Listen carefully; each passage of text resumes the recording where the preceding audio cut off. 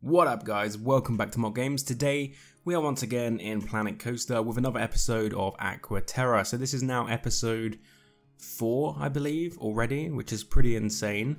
Today's episode is actually going to be the last episode of the first island. So after this episode we are going to be going on a break for about a week with this park, so I can get a lot of the rest of the next bit done before I start making videos on it. So this is the last episode of this first introductory island.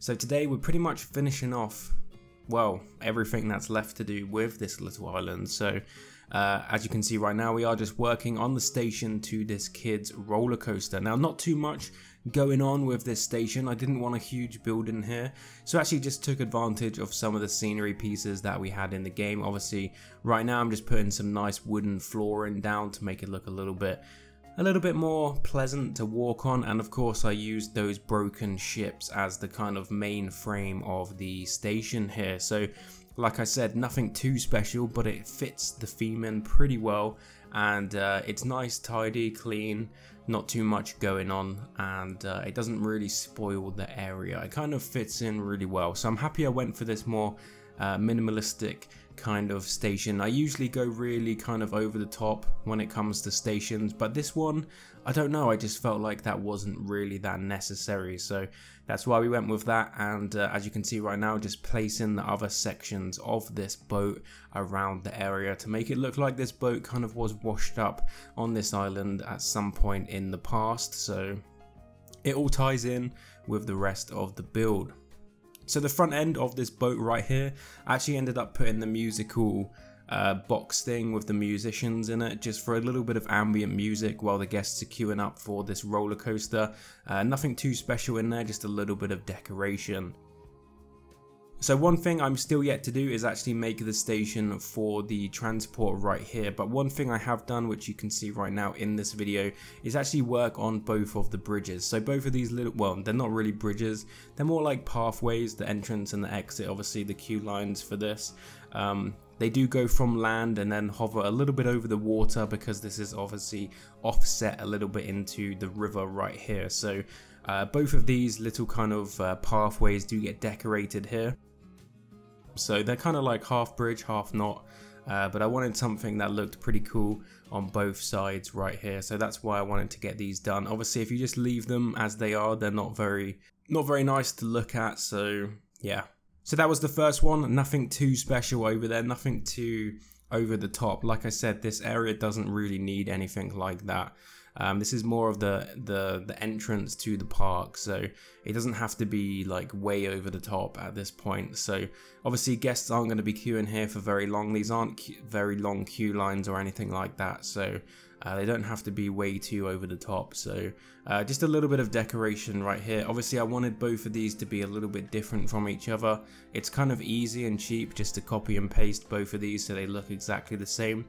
I didn't really want to do that, so I wanted to come up with a fresh design right here for this second little bridge, and I think I did a pretty good job of that. I ended up putting some nice railings and some lights on here as well, and with kind of a grey brick for this main bridge here. But this bridge looks completely different to the other one, so I'm pretty happy with it, and it has these little arches on the underside, so you can kind of see through this bridge as well, which looks pretty cool, and it lights up at night, so that's a good thing. It's always nice to have all your areas of the park pretty well lit, so if you switch the lights off or if it gets to nighttime, your guests can still walk around, they can still see all of the detail, all of the theming, all of that good stuff, instead of it just being pitch black, because you're not going to be able to know where to go if it's pitch black. So yeah, so once those bridges was done, just went around and added a whole load of foliage. Now this area isn't too big.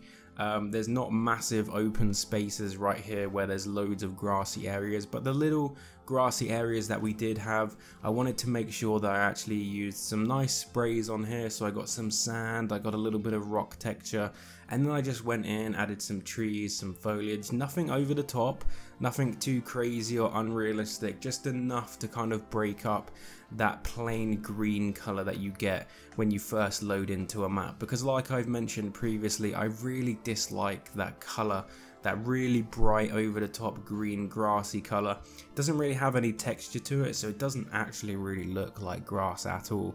it just kind of looks like green. So I always like to spray other sorts of terrain sprays on there as well to kind of, you know, break up that monotonous green color, because it really is an eyesore if you have it in too larger patches. So yeah, making sure that I break that up is quite important, and I usually do that in most of my parks. If there's massive patches of green, I usually try and cover that with either foliage, bushes, trees, rocks, or just more sprays. So the sand and the rocky sprays do come in pretty helpful when I'm trying to do that. So one thing I didn't have in the park up until now was benches and dustbins. Now these are very important for my guests, so they can throw away their trash if they have any, if they bought something from a store and they want to throw it away, some food or whatnot. I need to make sure that I have these. I always forget to do this in my parks, and then it's a huge job to go back and try and strategically place these. So I do try to remember to do this as I build. As of now, because it's much harder to go back in and do this at a later date, because then you have to find good spaces and places where these bins and chairs would have fit pretty good before. Obviously there's probably more stuff there now, and you have to just like remove that stuff, so it's a pain if you don't do it. And I'm one of those people that just always forgets to put bins and benches in my park, so I need to be more conscious of that and make sure I do that. So that's why I was just making sure I had them in the park as I go from now on. Hopefully I can always remember to do that, but who knows. So like I said before, just going in, adding some more rocks, foliage, just cleaning up this area. We don't want any open areas in this first island. Like I said, this island's not huge, and we've actually cram-packed quite a bit of stuff into this little island. So we've got the roller coaster, we've got the station for the monorail, and we've also got that Victory wooden boat ride as well. So we've got 3 attractions on this first little island. Obviously the roller coaster does kind of hang off into the water as well, so that does take up a little bit of the space there as well. But like I said, this island's pretty small, so to be able to fit as much as we have in here is pretty good. So the area that we have to fill as of now isn't actually that much, but just making sure that it's really well decorated is something that I want the guests to be able to see as they first come into the park. The main gates of this park is really heavily decorated, so I kind of want to finish that theme off as well. So a lot of people commented on the previous episode that I was actually deviating away from my original theme. My original theme was kind of like a medieval, really old kind of, everything's made of rocks and stuff like that with the main gates. And then it kind of switched over to pirate theming. So there's like a really weird mix between the two of those themes currently in this first area. But I think they work pretty well together. They do work pretty well together. Hopefully at the end of this episode I'll do a nice slow-mo flyover of this first island for you guys, so you can see pretty much what it looks like in its full completion, and you guys can be the judges of whether you think the themes kind of clash or whether they work together. I think they work pretty well, but you guys will have to let me know in the comment section what you guys think. So one thing I did want to make sure that I had on the main island here was some shops. Obviously we need some shops for the guests to buy some food and drink, so that is what I did here. I picked up this little bit of space that we had straight opposite from the Victory ride over on the other side, and I just wanted to make sure that I put 2 little shops here so the guests just had somewhere to buy something. Obviously it's more income for the park as well if the guests can actually buy food and drink. It keeps them happy, and it keeps my pockets happy with loads and loads of money. So not really too much going on with this theming right here. This just ties straight in with the rest of the piratey theme. So nothing too special with this one. I did use a lot of wood on this build as well, so some of the scaffolding, the wooden scaffolding that we have as well in the game, I used quite a lot of that. And I also made a custom sign for the shop on the left hand side because there wasn't a wooden one for that store, so I had to kind of make one. And I actually built this part of the park before we got the custom signs, the TVs and all that stuff. So this was actually built a long time ago, and I'm only now just being able to upload this for you guys. So this was quite a while ago that I actually built this. So that is why you will see me building the custom sign out of some wood rather than just getting a TV, because at the time of this there was no TVs to stick up there, so that is just what I had to do. But I think this little shop area kind of turned out pretty nice. A lot of inspiration here from Fort Park. This is kind of the theming that they have in one of the sections of Fort Park, with the boat on top of the building or coming out of one of the walls. I think KFC, if I remember correctly, at Fort Park has a boat coming out of the front, or maybe it's a shark head. I think there's a boat inside hanging from the roof or something. But yeah, lots of Fort Park theme and inspiration went into this kind of little shop here. I think it's Amity Cove, if I remember correctly. It's been a while and I don't really pay attention to the zone names in that park, but there we go. So as you can see right now, I'm just putting the Gulpy sign on the building, like I said previously, because there wasn't actually a Gulpy sign made out of wood for whatever reason. I just had to kind of make my own one here. So I got the Gulpy sign. I didn't really want that purple border on there because it didn't really fit with the theme. So I just had to kind of wing it basically and try and cover that with some wood. It looked pretty good, but it wasn't really anything special. So I did go back in with some stray planks and I just made it look like this sign had kind of like exploded or something. I don't really know why I was doing it like this, but yeah. I guess I just thought this looked pretty cool, so here we go. Here's the Gulpy sign that I came up with. I don't know whether this will be staying. I may just replace this for a screen and make a graphic in Photoshop and use that up there, but I don't know, we'll see. We'll see what you guys think. If you like the sign or not, let me know in the comment section below. I'm not too sold on it yet. Oh yeah, and I put an explosion behind it to make it look like it's exploded.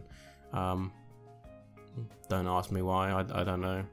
Sometimes I do stuff and then I wonder why when I come to commentate on it, but yeah, there we go. So once again, just going around with some more dustbins, making sure that there's plenty around. I don't want people throwing their rubbish on the floor, because it means that my staff have to go pick that up and then they get more angry and they quit their jobs and I have to pay them more, and it just becomes a little bit more awkward. So having enough bins is really, really important.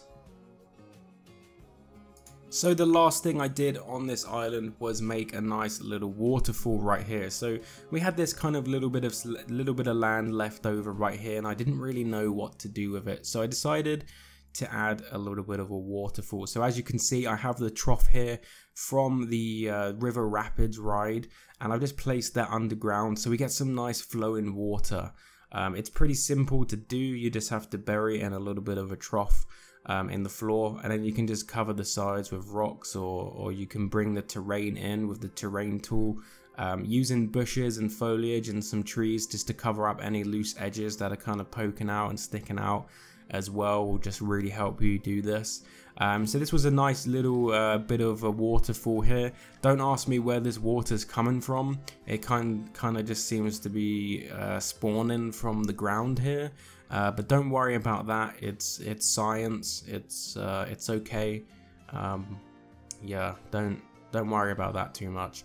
Anyway, so once that was done, I wanted to have a nice little bridge. Just for looks really, because the guests aren't going to be able to walk over this themselves, but just, you know, a little bit of more theming.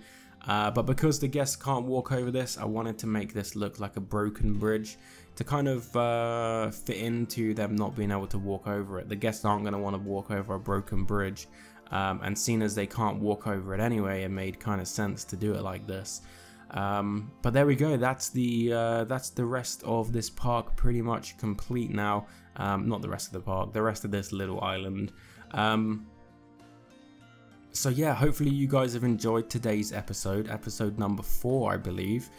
So we're going to go into a little bit of a slow-mo flyover of this now, so you guys can see what this looks like in its full completion. And like I said, we will be back in about a week with the next few episodes. when we start working on one of the other islands in this park. So thank you very much for watching. I really appreciate it. Hopefully you guys enjoyed it. If you did, please remember to leave a like, leave some comments down below, let me know what you think, and subscribe if you're new to the channel. One more thing, I am currently streaming pretty much every day on YouTube as well, so if you see a notification for me going live, definitely come in, check it out. We're going to be doing some live builds in Planet Coaster, so hopefully you guys will enjoy that as well. But other than that, I will see you guys in the next video. Thanks for watching.